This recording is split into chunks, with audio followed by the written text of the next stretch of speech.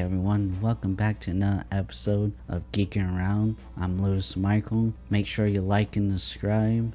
Check out the description for really cool links like Geeking Around website where you can get more videos and articles and news and a whole bunch of more stuff on there. Also, there is a link to Teespring where you can get the Geeking Around t-shirts and other merch. If you ever wanted to get started doing your own podcast or your own YouTube channel, there's my gear list where I give you a link, an Amazon link to all the equipment that I use, and I do get commission for that if you purchase anything from those links, so that is a great way to help out the channel. Also, check out my webcomic, Kira, a Star Wars story, being released on Webtoons, and you can find that link in the description as well. So many other cool stuff in the description, so make sure you're checking all that out, and let's get on to today's topic, which we're going to talk about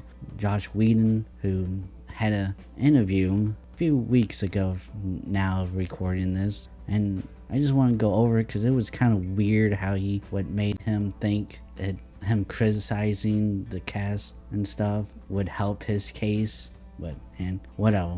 Let's get into it though. Joss Whedon slams Justice League cast. In a recent interview with New York magazine Vulture, filmmaker Joss Whedon denies allegations and criticized the cast of the Justice League. A career spanning almost 30 years, allegations against Whedon started on the set of the cult classic Buffy the Vampire Slayer. These allegations continue to the present day in 2017 with the infamous Justice League movie. The once champion geeks and feminists took some time to speak out in an interview one could only be called bizarre. Due to his daughter's tragic passing and creative differences, Zack Snyder stepped down from directing Justice League after finishing primary photography in 2016. Warner Bros. Hired Joss Whedon as Snyder's replacement and reshot 80% of the film, leaving Snyder's original vision on the cutting floor. Whedon replaced Snyder's dark and serious mood with a light-hearted tone and ill-fitted, and inappropriate jokes. Fans felt the Whedon cut was disconnected both in tone and in the story with the earlier films directed by Zack Snyder. In the aftermath of Whedon cut, legions of Zack Snyder's and DC fans began campaigning for the release of the Snyder cut. Fans used the hashtag Release the Snyder Cut to post on social media, leading the hashtags to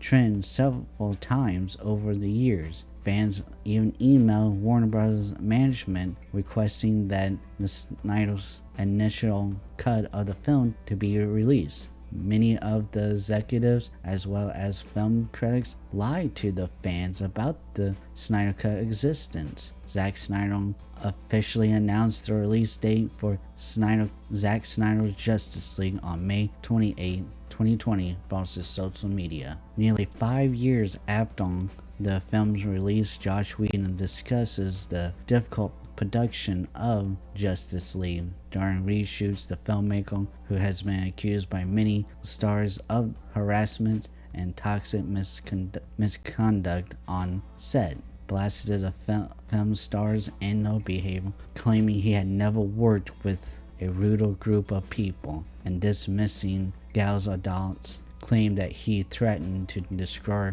her career due to English being her second language. Whedon also berates Snyder fans for using the internet and his former actors to turn against him in the name of the original filmmaker, and the effect to get the movie restored to its original and better vision. Whedon was quoted as the beginning of the internet raised me up, and the modern internet pulled me down. The perfect symmetry is not lost on me. After so many allegations and complaints of his actions on the set of the film, Whedon's Justice League criticism comes as a shock and at an odd time. Ray Fisher famously started a campaign to expose Whedon's bad behavior during the reshoots, calling the filmmaker's treatment of him and his co-stars abusive and unprofessional, and accusing him of racism for reducing his scenes due to racist purposes. Whedon insisted Fisher was a bad actor in both senses. Gadot would later on back up Fisher's claims. Charisma Carpenter would accuse him of harmful demeanor, which Buffy the Vampire Slayer co-stars Amber Benson and Michelle Thrattenbong would confirm. Due to these recent allegations, Whedon was removed from the HBO series The Nevils. The most notable question surrounding the allegations in the troubled production of the Justice League movie is, why did none of this happen with the Avengers movie? The answer could simply be the cast of Justice League was exhausted after working so hard on the movie, only to have a different director come in and change everything they worked on. The cast was, compared to the cast of the Avengers, much younger and not as well known. Whedon could have interpreted it as a way to assault power and a strict on directing style.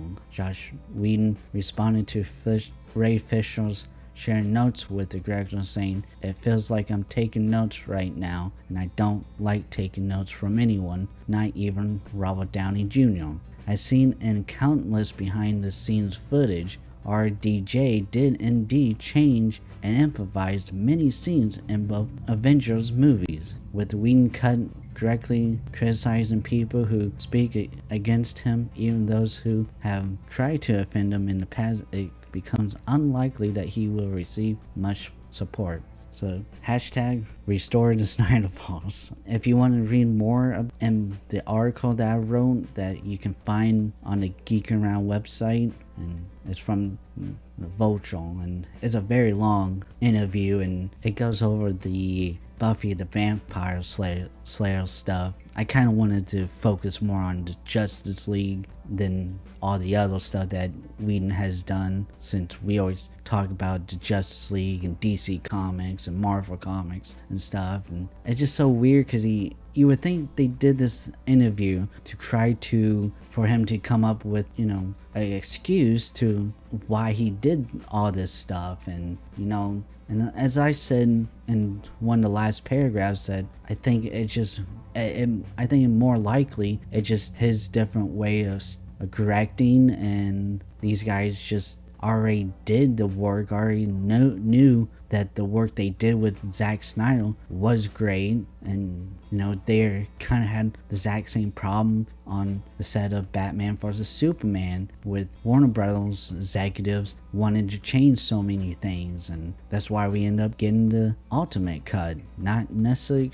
It's not necessarily a director's cut like the Snyder cut is, but it is pretty close to what a director's cut is, and it was so much better. So many people said, including many movie critics, said that if they released that into theaters, it would actually made $1 billion, and that's why the whole thing with the Justice League, that Warner Brothers wanted to just make a Marvel movie, and so that they can get to $1 billion, but that's not what DC fans want. We don't care about what Warner Brothers wants. You should care about what the fans want.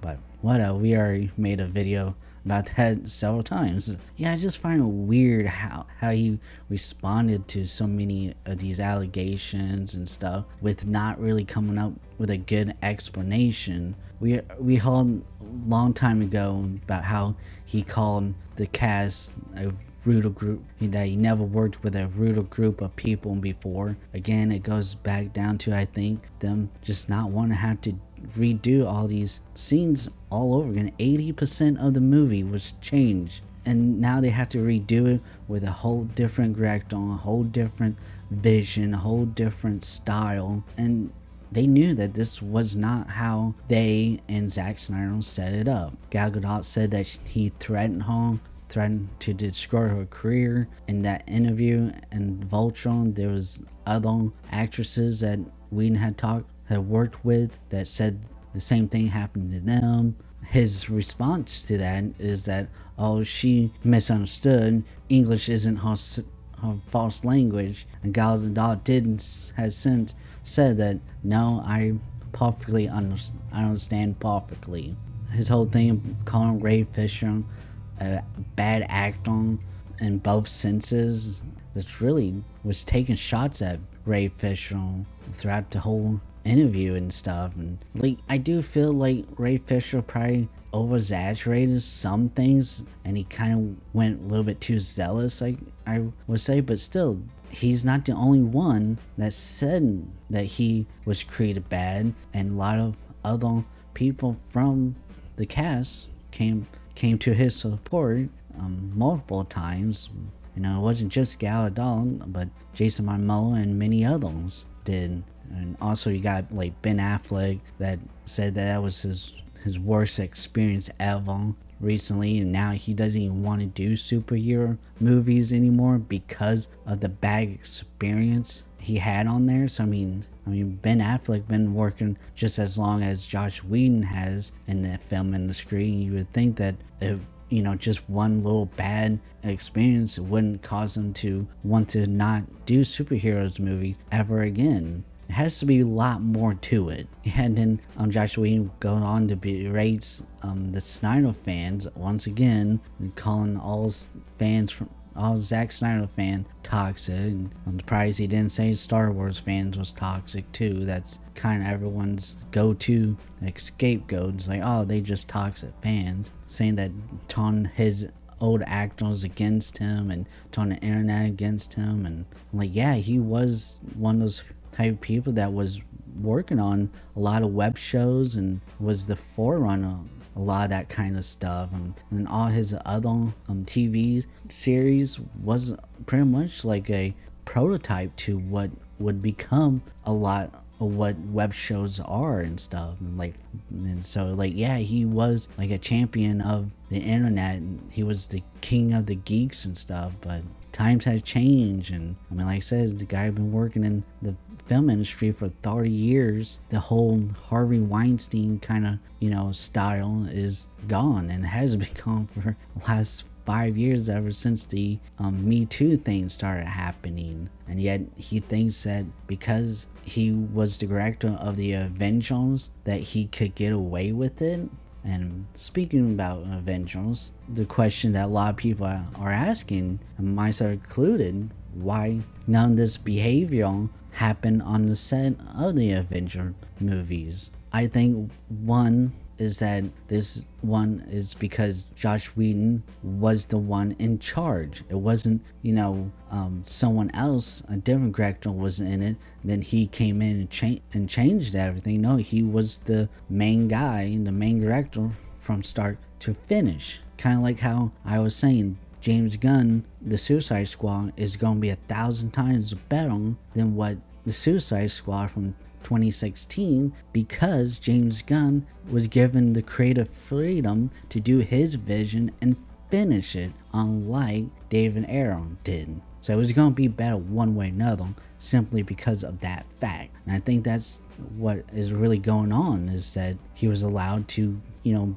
he created it from the start to finish. You know, I swear that I did remember hearing a interview with Scarlett Johansson, how she had problems with Joss Whedon, but I never could find it, so I didn't put that in an article because I never could find it. But I thought there was one, but I may be mistaken for something else. And another thing is, like, if he was doing some of these bad behaviors on the set of the Avengers, I don't see like people like Robert Downey Jr. and Samuel L. Jackson and Chris Evans and stuff. I mean, I don't know them personally, but they don't seem like the type of people to allow that kind of behavior to happen on set, especially how big Robert Downey Jr. and Samuel L. Jackson are. And we've seen multiple interviews where like the interviewer made a sexual remark or some stupid question about Scarlett Johansson and her character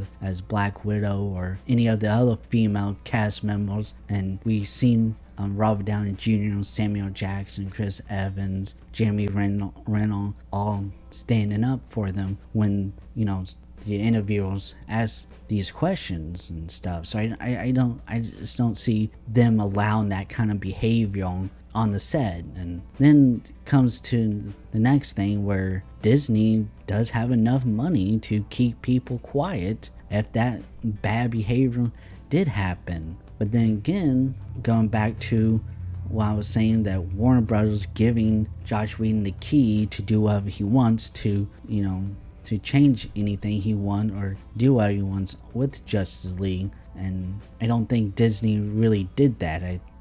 We heard from James Gunn and many other directors how that Kevin Feige and Disney and Marvel are much more strict on with the movies and what Warner Bros. And DC is, unless you're, of course, David Ayer and Zack Snyder, because they couldn't do anything they wanted to do. So I think that's the main reason why. And like Buffy the Vampire Slayer was a pretty low budget TV series that Joss Whedon had complete control over it, and he was the main boss. And again, that was Warner Brothers, so they probably just allow it to happen. A couple years ago, a executive from Fox talked about how Bryan Singer, the director of the X-Men, the original X-Men, and he did X-Men Apocalypse and Queen movie, Bohemian Rhapsody, and how all those had bad production, because a troubled production because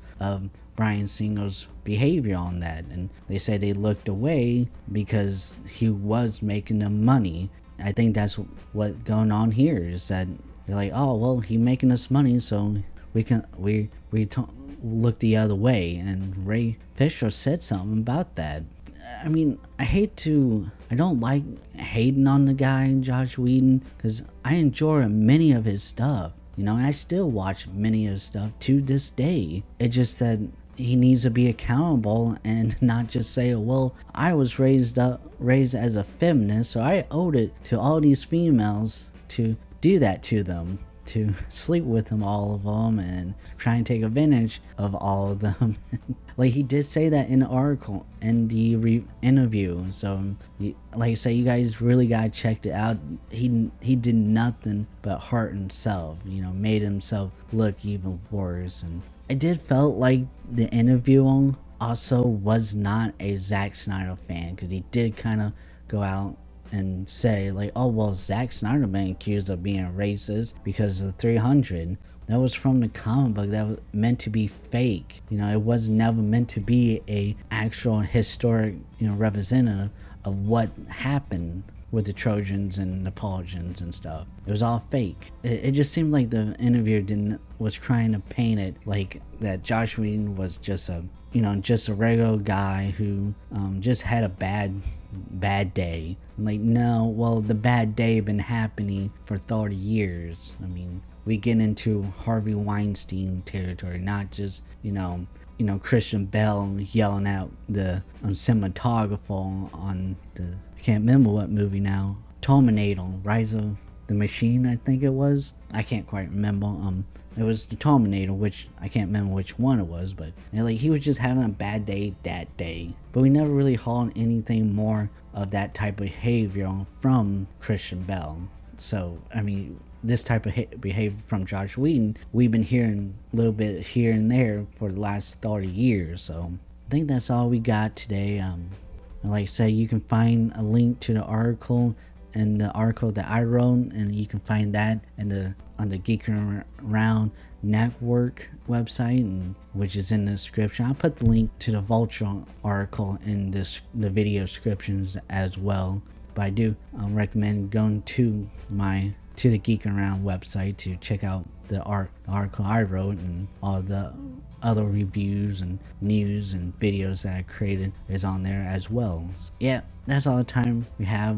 Make sure you like and subscribe before you leave, and I see you next time. Bye.